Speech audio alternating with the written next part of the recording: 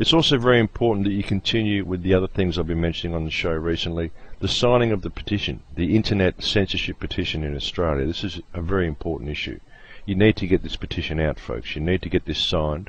You need to get it into the office of Stephen Conroy, or get them to Melissa, whose email address is posted on my website on the internet censorship page. It's very important that you get onto this. It's also very important that we continue to support the people of Iceland. Anybody out there who hasn't gone and signed the petition for Iceland, the link is also on my website. Please go and sign this petition. Please stand up and support these people who are standing up and making a stand on all of our behalf. We need to support these people. Melissa is doing a wonderful job with this petition. Please support her actions, and please go and sign this petition and get it out to as many people as you can. Now, getting back to world events a little bit, it's quite interesting and quite disturbing that senior intelligence officials have told Congress that Al-Qaeda can be expected to attempt an attack on the United States sometime in the next 3 to 6 months. The CIA director, Leon Panetta, said that the terrorist organization, which is basically the CIA folks, they're the terrorist organization, so he knows what's going on, of course. That's how come he predicted it's going to be within 3 to 6 months. But anyway, Leon Panetta said that the terror organization was deploying operatives to the US in order to carry out new attacks from inside the country, including what is described as clean recruits, who will have a negligible trail of terrorist contacts. And he said that Al-Qaeda was also inspiring homegrown extremists to trigger violence on their own. So you have to put this into perspective, folks. You've got to look at what's being said here. They're saying that they're going to be finding people who have basically no trail of terrorist connections, and that they're going to be homegrown extremists. They're talking about people who are speaking out against the government. This is what they're saying, folks. And the CIA knows when it's going to happen, because they're the ones who are going to do it. They're the ones who do all of the terrorist attacks, folks. These people run global terrorism. That's what it's all about. Now, also, in another development, the Director of National Intelligence, Dennis C. Blair, has acknowledged that government agencies may kill US citizens who are involved in terrorist activities if they are taking action that threatens Americans. So they're basically lining this up, folks. They're going to commit a terror attack, and they're going to blame it on some American extremist group. And of course they now have the legal right to kill these people. And also in a development in England, England is also saying that they may need to deploy soldiers on the streets of Britain in order to confront the threat of terrorism. They're just slipping it in all around the world, folks. They're just giving the military the power to police the people, and they are paving the way to be able to basically charge anybody who speaks out against the government with terrorism. What a wonderful group of people that are in control of this planet. See, they've been failing at everything, folks. They're failing so much, and so many people are waking up to this government corruption that they're starting to get a little bit worried. And like I said, it is good to see all of these charges being brought against these people, against George Bush, Dick Cheney, Tony Blair, Kevin Lewis, all of these people. But again, these are just fall guys. What we need to address is the corruption that controls those people. We need to look at the connections of organizations like the Rothschilds, like the Vatican, like the European monarchy, like who controls all the central banks, who controls the International Monetary Fund and World Bank. These organizations are who controls the governments. These organizations are who puppeteers all the people who've been mentioned. I mean, sure, they're corrupt in their own right, but you've got to look at the hand above them, folks. That's where it all lies.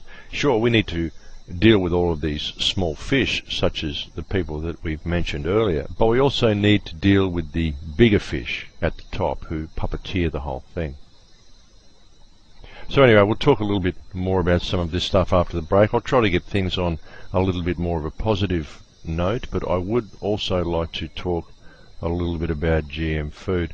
But I think it's time we go have a break now, folks. So we'll go and have a break. I'll be back to talk to you a little bit further in a few minutes. Welcome back, folks.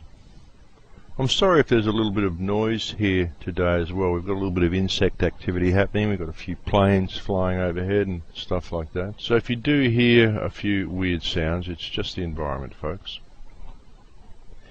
Now, on a great deal of the shows that I've done since the inception of this radio program, I have spoken a lot about emotion and the ability of emotion to affect your DNA.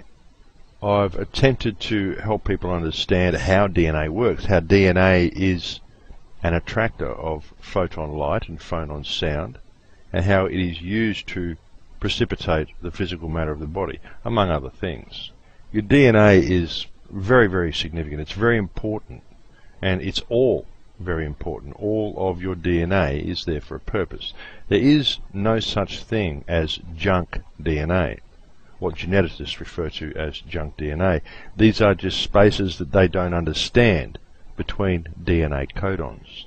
But this is simply because they do not understand the function of DNA.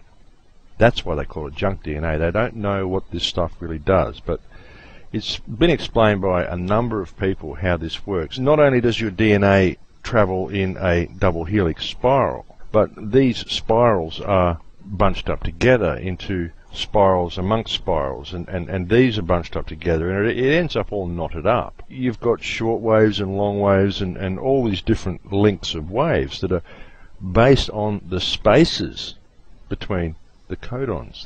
This is how all these short waves and these long waves can all exist within the one wave. So I don't know if I made sense with that, but this is basically how it works. And so what I've attempted to help people understand is that it's by putting yourself in a positive emotional state that you can relax this DNA, and you can enable more sites for coding by putting yourself in the correct emotional state. The more you are in a state of fear, the more you are in a state of stress, then the tighter your DNA is all bunched up. Now, the spaces in your DNA, the spaces between the codons in your DNA, this is what enables all sorts of spiritual activity and what people might refer to as enlightenment. This is what enables you to perceive more of reality, the more relaxed you can get your DNA. And this appears to be through activating your DNA more on the longer waves outside the double helix, the waves that the double helix actually makes up. But anyway, what I'm trying to say here is I'm trying to help you understand that there is more waves in DNA than the simple double helix that we all see. These are all bunched up, and there are a whole bunch of different length waves that happen within your DNA. All of these waves act electrically and electromagnetically, and they all affect you in different ways on different levels. Now, I've also often said to you that we only perceive a very narrow bandwidth of reality. We only actually experience 3% of reality. 97% of what's going on around us we do not detect because we do not have the active senses to perceive what it is. And this is because only 3% of our DNA is active. And that is just on an Earth level. What we can perceive as our reality here on this planet, we only experience 3% of that reality. On a universal level, we as humankind actually experience less than 1/1,000,000th of reality. But anyway, that's another story. But here on Earth, we have the opportunity to experience a lot more of the reality that's around us, simply by activating our DNA, by accessing some of the things and some of the electromagnetic events that are created by these long waves in our DNA. The way to access these events and to access this information and to change reality is to put yourself in the correct emotional state, which is what is often termed by people to be in a state of bliss. So it appears to be that by obtaining this state of bliss, which is a state of unconditional love, you can obtain this state of bliss simply by understanding the connection you have to all life and all things and all matter, and by connecting with the field, as I often talk about. Now you can obtain this state of bliss, and you can recode your DNA by obtaining this state of bliss. And so this now brings us to genetically modified food.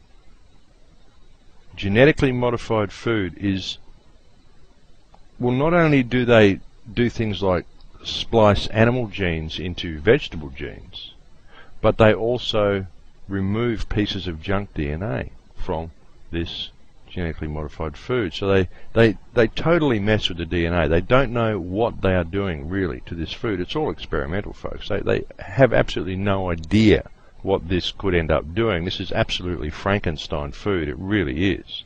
But you need to understand that when you eat genetically modified food, you recode your DNA.